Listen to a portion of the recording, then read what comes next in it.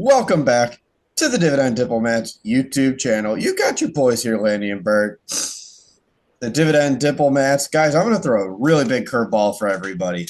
Landy and I have talked over the last year and a half about cleaning up our portfolio, dumping stocks, cleaning them out. In this video, though, I'm going to talk about 3 stocks I do not own that if I am going to start a new position, here are 3 stocks I'm starting to like a lot at their price levels.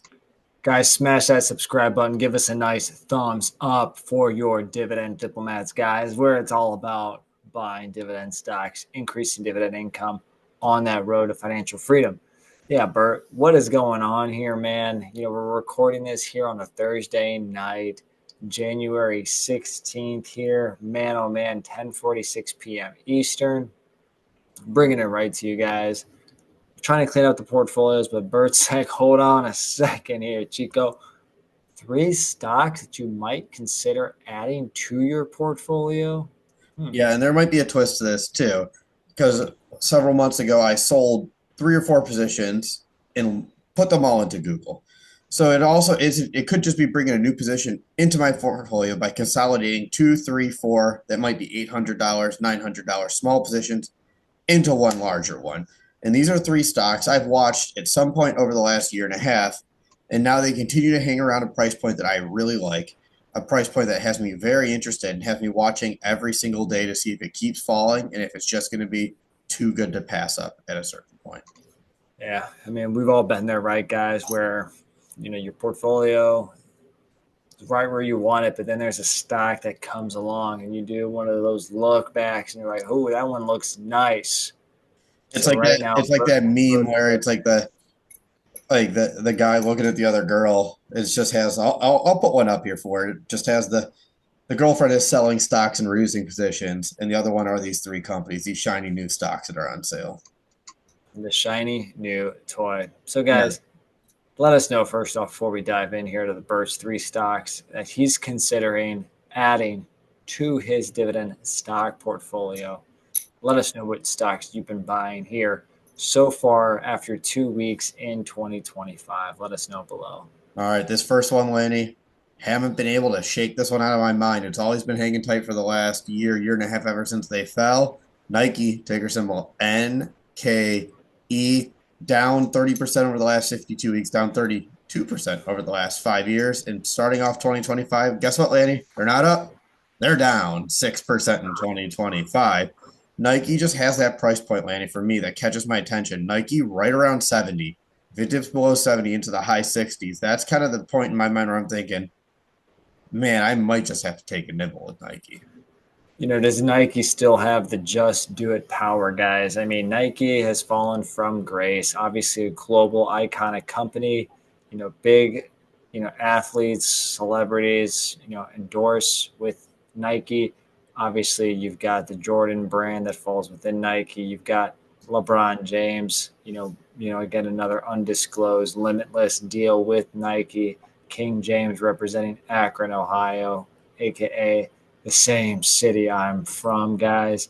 So they've got some big deals. Do they have the big, market still? Because, I have seen athletes and I have seen, New Balance even. I've seen Puma.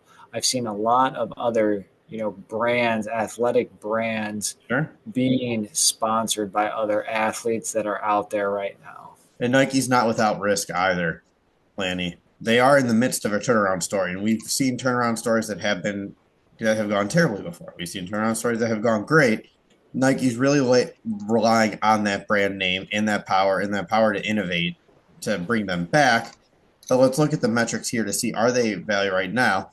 Nike below 70 is what I have in my mind. That price to earnings at 71.11. Their close is 28x. So it's not even the cheapest right now.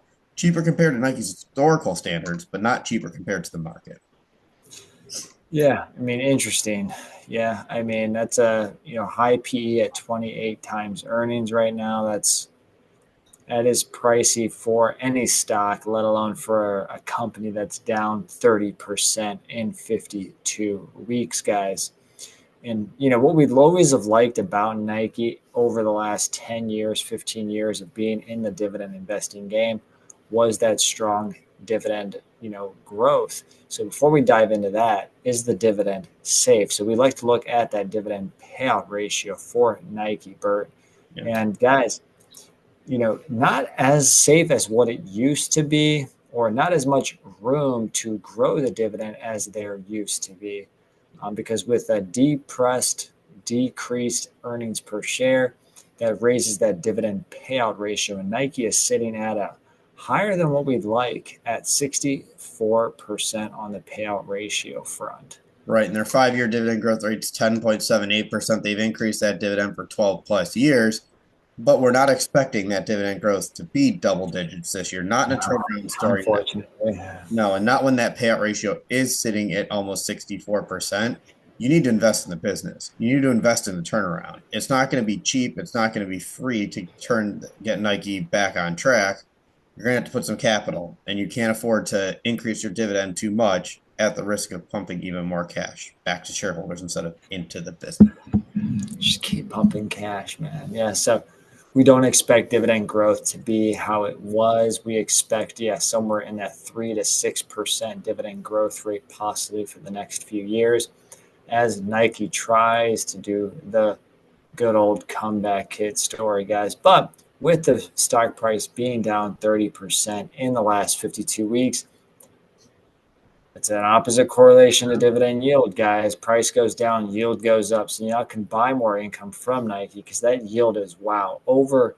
It's wild when it's over 1.5%, 1.75%, over 2%. Well, Nike's actually at 2.25% yield now, Bert. Yeah, and that's really what brings your attention to Nike. Nike yielding that much at over 2.25 is what really helps catch it, and that's well above its 5 year average yield of 1.1%, according to Yahoo Finance. So that's where you see this metric really pop up for Nike, and that's what makes you think, are you catching that value with Nike at that yield of 2.25, even though some of the other metrics aren't showing real signs of undervaluation right now. Yeah. Still, again, 105 bill of market cap. We'll show the metrics again. 28 PE, 64% payout ratio, over 10% dividend growth rate, 12 plus years of growing dividends, guys, over 2% yield.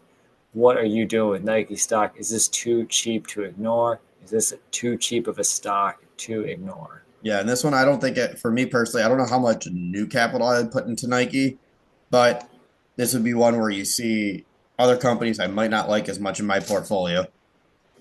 You shift it from one you don't like there into Nike where you feel like you could at least have a better shot at the turnaround story.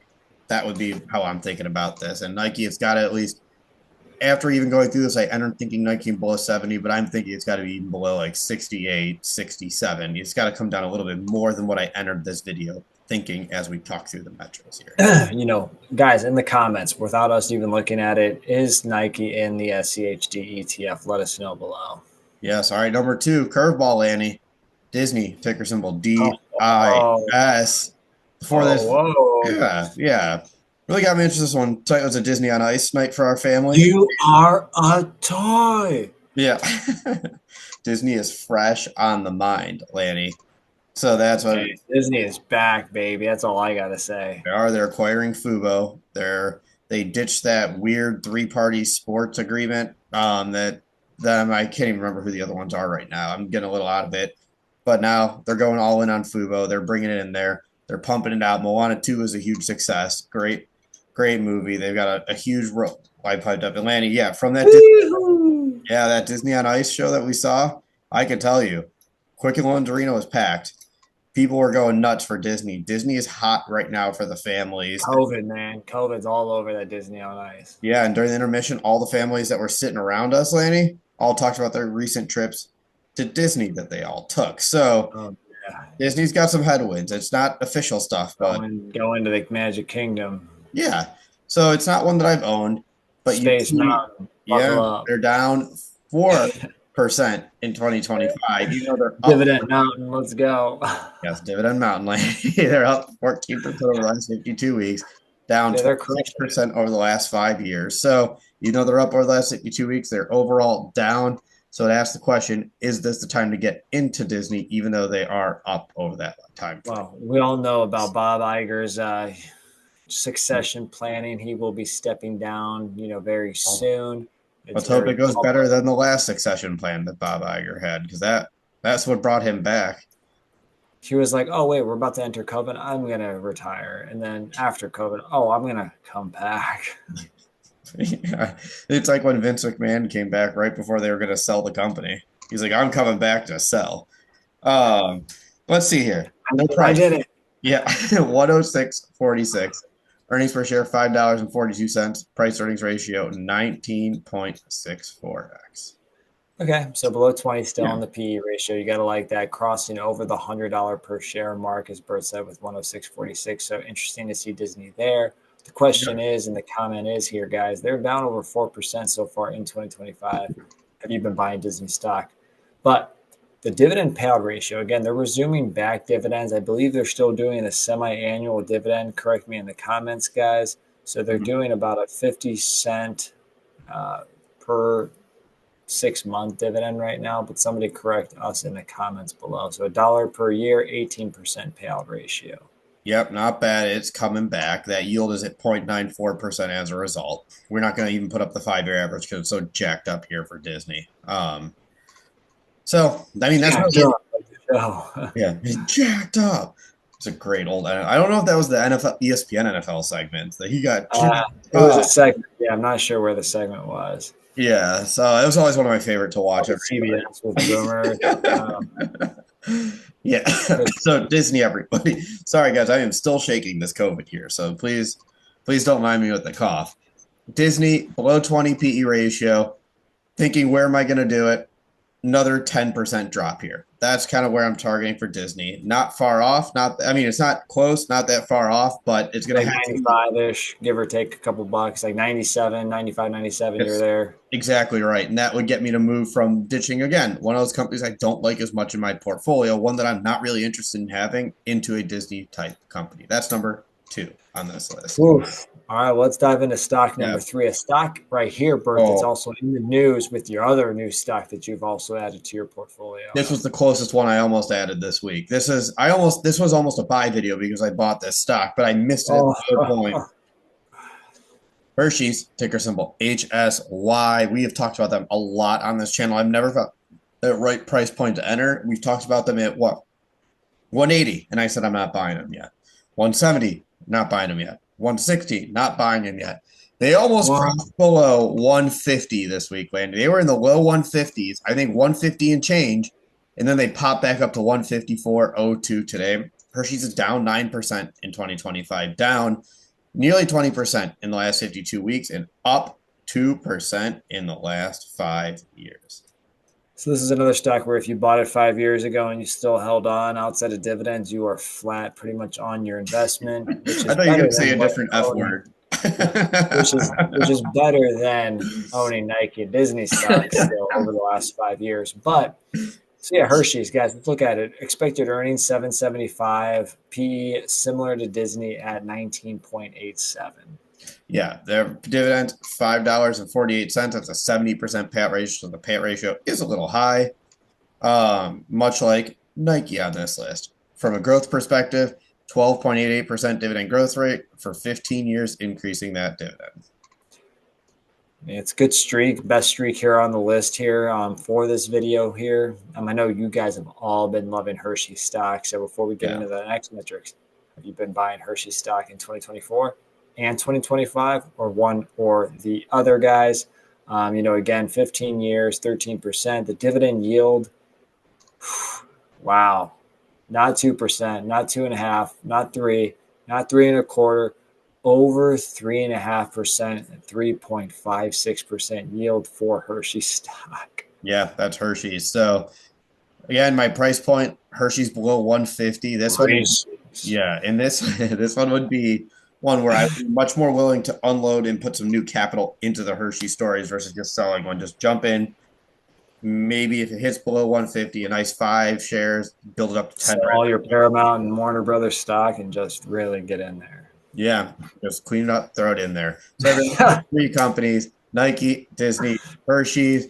Let me know what you think of these 3 companies. Are these ones that are worth starting new positions in, or would you be looking completely elsewhere? I get that too. But if you're going to tell me you're looking elsewhere, you better tell me. what those stocks are that you're watching instead. I want to see every single one of them.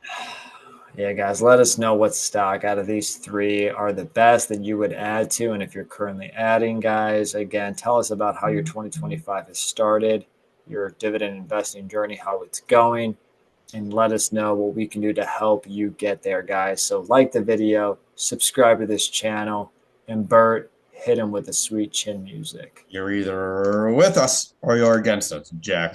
That was Bert and Lanny from the Dividend. Gosh damn Dividend diplomats over and out.